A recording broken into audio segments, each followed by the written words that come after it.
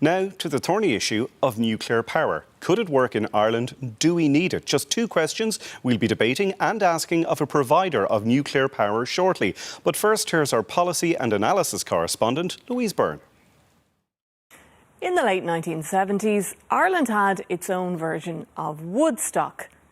Kind of. An anti-nuclear protest turned music festival in Carnsore-Point, County Wexford. What we want is militant resistance. When the time comes, I advocate that people lie down in front of the bulldozers. Once you get involved in the nuclear industry, there is no way back. Back then, the government was fully behind the nuclear project. We want an informed debate on this. We don't want members of the Flat Earth Society shooting off at a tangent. And the ESB had big plans. Does the ESB plan any further nuclear stations? Well, it's a little bit far ahead, yes, but it is possible that, through the 80s into the 90s, there will possibly be a series of them.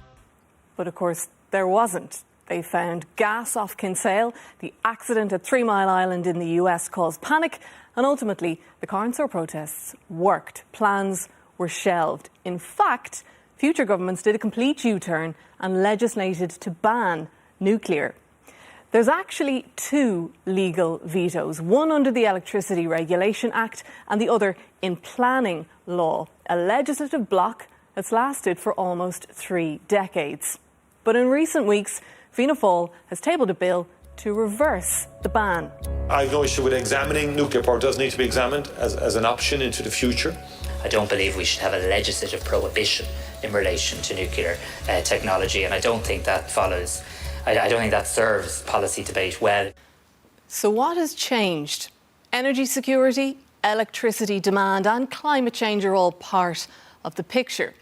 This is how Ireland generated electricity last year. Gas is the biggest source at 40%. A combination of renewables also gives us around 40% of our electricity. But there is a different picture in some other countries. This is France, where the lion's share of electricity comes from nuclear power. The country has 19 nuclear plants, and that matters because at the moment, under construction, is an interconnector cable from France to Ireland. The Celtic interconnector will make land at this beach in Youghal, County Cork. And by the end of 2028, thousands of Irish homes will be powered with French and, by extension, nuclear power. Now, there's an element of that already from cables we have with the UK, but this is a bigger scale. Here's the other reason nuclear is on the agenda: technology. A conventional large nuclear plant produces enough power for around 2 million homes. But there's a new kid on the block, dubbed a mini nuke, called small modular reactors. They need less space and less cooling water, and they can produce considerable power, up to a third of the conventional plants. But that technology is still in development. It's years away from being deployed at scale. Will it be too expensive and too late for the current climate and energy crisis? Ireland's Sustainable Energy Authority has been looking at nuclear as part of an assessment of a range of decarbonising technologies. In a draft report, it noted small modular reactors are not expected to be available before 2045. Moderate scale deployment may be possible by 2050, but it's plausible that no nuclear fission will be deployed by 2050. That is a draft. The final assessment will come in the full report next year. Ultimately, environmentalists will argue nuclear is a distraction, that every euro invested in it is money that isn't spent on already proven green technologies, or on the grid, or on batteries that could smooth out renewable supplies. They'll argue there is no need for a Carnsore-Point style debate in Ireland again. Louise Byrne there. So just how viable is nuclear power here? Miriam will be debating that in a moment with the Green Party leader Roderick O'Gorman and James O'Connor of Fianna Fáil. But first, we're joined by Gareth Thomas of Holtec Britain. His company is planning to roll out a small modular reactor in England. Gareth, why should we consider nuclear here, given that we have no nuclear infrastructure, no supply chain, no staff? Why not just concentrate on renewables and building more battery capacity? I'd say given the recent years, the development of AI, I think there is a concern now on whether a renewable reliant grid will be sufficient, even with that battery backup. If we do have those spells in the winter when there's very little wind, or we have issues in the summer when the sun's not shining as much and we have storms, there are concerns now about, will the battery plans be enough to provide that 24-hour base generation? And that's where nuclear has always been, paramount in terms of it's 24 hours a day, it's generating. There's a few weeks every 18 or 24 months where you refuel it, but that's it. Apart from that, it generates the whole time. So I think it's worth the conversation to see, for Ireland's projected demand and for its projections on data centers and AI, is there a need now to have this conversation to see if SMRs potentially have a place there? If you were planning something like this in a country like Ireland, I imagine there are very few people who would want to live next to a nuclear reactor, small, medium or large. What do you say to people who would have concerns about it? I'd say it's a journey. You can't force these types of facilities on people. So I think that there's a journey with the local community to first explain the benefits of that site, the safety, and ultimately, what that will do to the local area in terms of jobs, in terms of economic benefits, and then have that discussion to see, is there really a fundamental concern, or is there things that can be addressed as the project progresses? Given the population of this country, given its size, now I know you've mentioned data centres, but is nuclear generation on this scale viable in Ireland?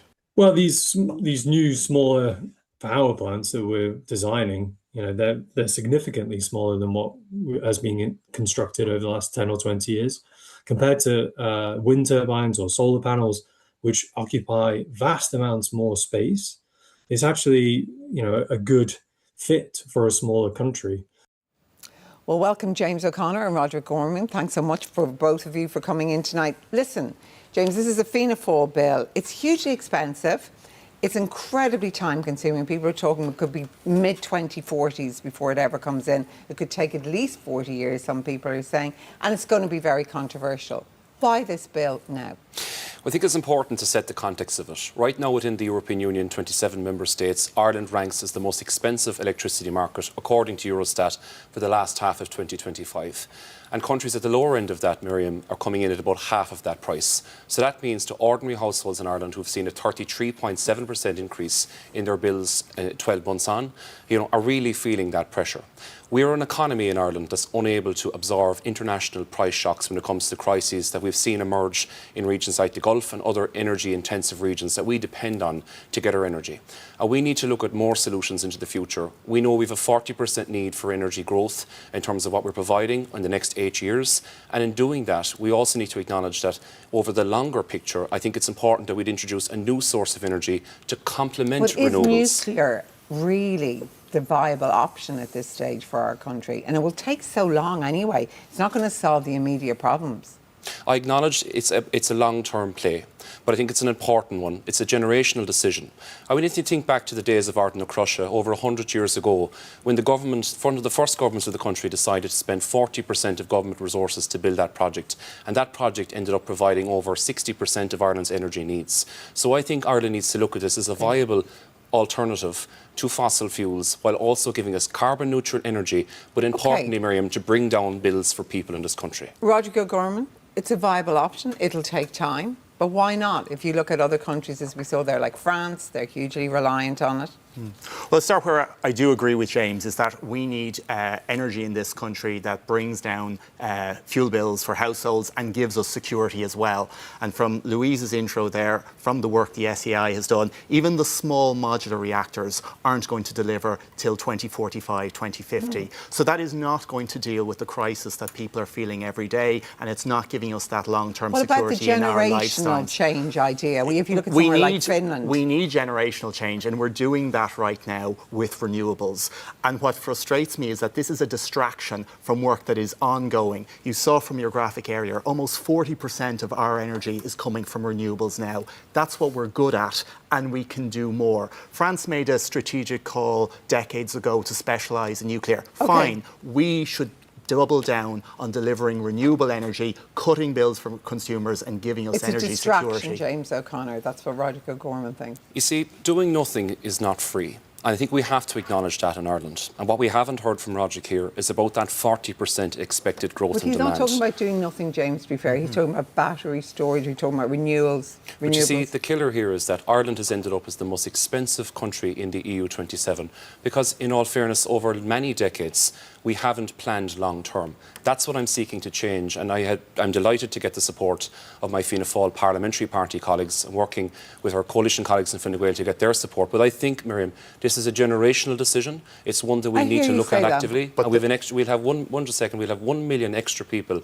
living in Ireland in the next 20 years, and we need to figure out how we can service that economy with carbon neutral energy. There are steps we need to be taking now, like the Celtic Interconnector, which I think is going to land in your own constituency. In my hometown, yes. That will provide energy for 450,000 households. It's already 2 years delayed. Those are the kind of measures that I think your government and your party needs to be focusing on, not focusing on this kind of kite flying when it comes to nuclear power. See, look at the measures that will deliver in the immediate term. It's a bit rich to hear Roderick speak about kite flying when only 18 months ago you were in government yourself. Well, with and your respect, party, we took responsibilities for things that happened in our time. I did not interrupt you. You got the Greens out, and you have to take responsibility now. Those projects take a long time to plan.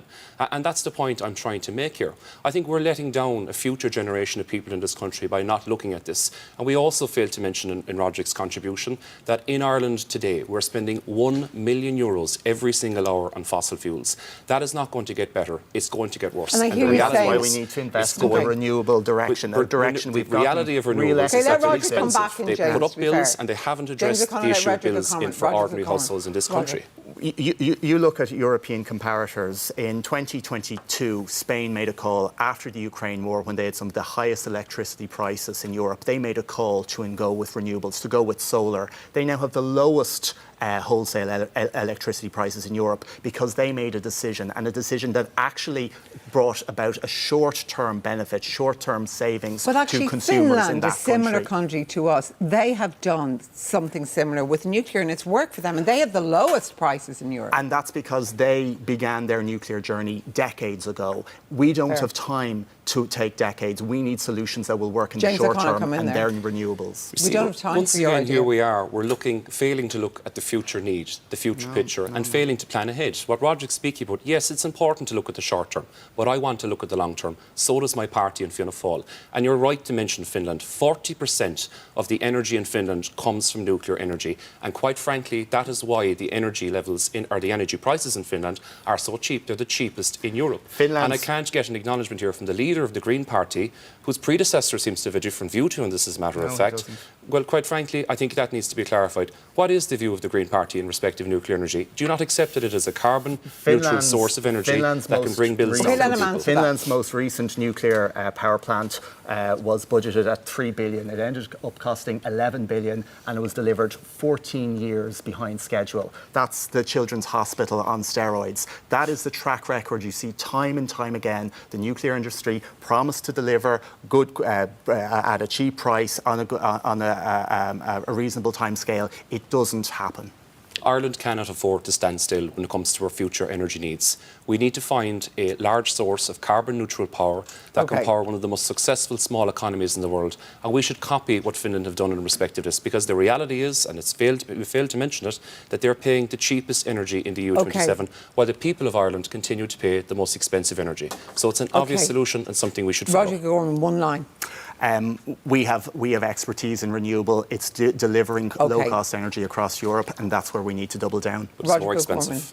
James O'Connor, thank you both very much for taking the time to come into our primetime studio. Fran.